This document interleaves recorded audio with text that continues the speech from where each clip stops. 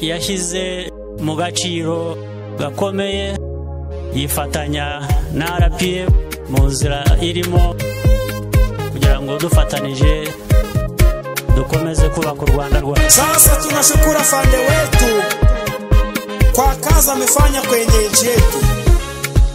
Huyu ni artiste Bidihana wapenda sana. Mwarakoze afande we kutwubakira igihugu, wabona uko kirimo gusa ntiyamenya ko mwakivunikiye.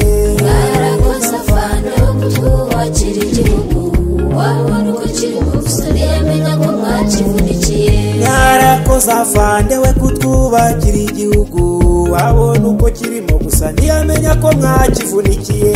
Mwarakoze afande we kutwubakira igihugu, wabona uko kirimo gusa ntiyamenya ko mwakivunikiye. Mu mvura y'amahindu mw'ishyamba ry'inzitane mwakoze akazi katoroshye afande turabashimira. Mwarakoze afande we kutwubakira igihugu, wabona uko kirimo gusa ntiyamenya ko mwakivunikiye. Ku murindi wa Byumba mugenda mukororinga indake murazikaba aduyi muramunesha.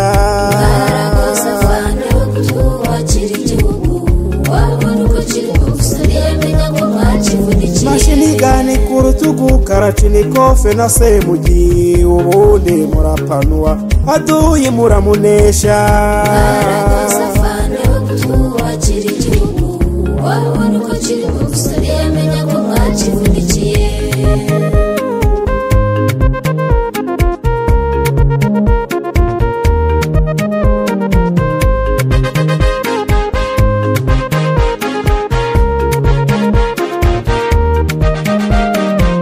Mwitanze ahakomeye hari n'ababuze ubuzima rwose murabo kubahwa afande turabashimira.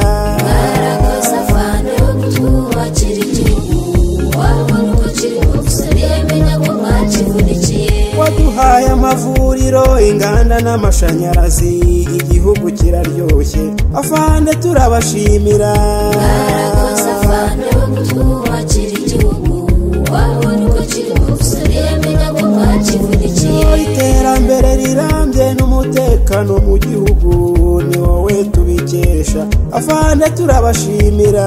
Mwarakoze afande we kutwubakira igihugu, wabona uko kirimo gusa ntiyamenya ko mwakivunikiye. Mwarakoze afande we kutwubakira igihugu, wabona uko kirimo gusa ntiyamenya ko mwakivunikiye.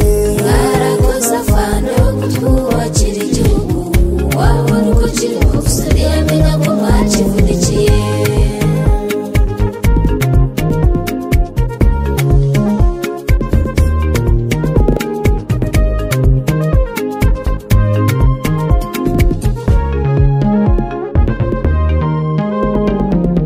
Mwarakoze afande we kutwubakira igihugu, wabona uko kirimo gusa ntiyamenya ko mwakivunikiye.